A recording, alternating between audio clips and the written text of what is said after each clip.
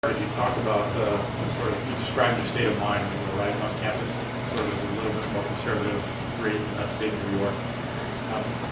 Can you fast forward 4 years and describe Anita Harris when you were graduating?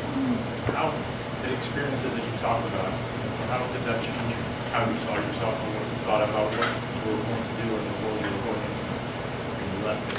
I think I left much more sort of courageous and willing to kind of stand up, and I think I just got much braver, I would say. I'm sure it's why I went into journalism, because I wanted to, my first job out of college, well, my second job out of college, I wanted to do something for the cities, and I worked for the Upward Bound Project, and I wanted to, there was just such a sort of social mission that so many people had then, and I really had to figure out how I was going to do that. And I worked in the Upward Bound Project in the North Philadelphia ghetto, and I was the only white person in this group. And you made home visits to your charges, who were maybe 14 years old and already had 2 kids, and I really learned so much from my students then. I was the director of counseling and tutoring in this program,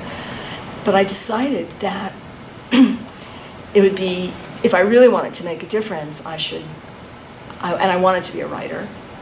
So I had the opportunity, some friends and I ended up, my Cornell friends and I ended up starting a newspaper in Harrisburg, Pennsylvania. Actually, Fred with the duck and Ed Zuckerman. I've already quoted both of them, but we started a newspaper, and that was really how I became, and because it was Daniel Berrigan's brother and a whole bunch of nuns and priests were accused of conspiracy. This is under J. Edgar Hoover. They were accused of conspiracy to kidnap Henry Kissinger and blow up underground heating tunnels in Washington. And there was a huge national trial in Harrisburg, Pennsylvania. And I had worked in a gubernatorial campaign. My candidate won, so I was another boyfriend. I moved to Harrisburg, and so I was there at the time of the Harrisburg 8 trial. And Fred Soloway decided that the Harrisburg Defense Committee was going to start a newspaper and have something called the Harrisburg Peace Center. And so I had the opportunity to be in on the ground floor of this newspaper. And I was the highest paid person at $35 a week. So I think that might be the next. People ask me what I'm going to write next. First is my first year out, which was really nutty, because there was just this huge energy and this huge sense of excitement and wanting to explore.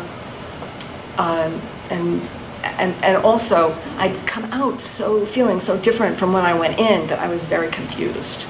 So I took these jobs. I decided to take a job. You could then get a job for 3 months at a time in order to explore and travel and such. So that's what I did when I first got out, and then we started this newspaper, and the rest, you already told that story. So.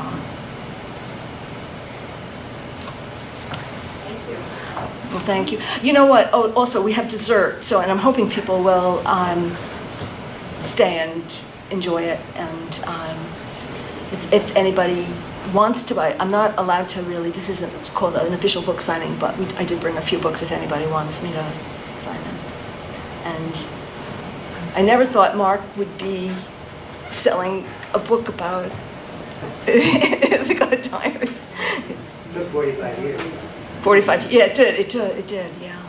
So thanks. Anyway, thanks everybody for coming.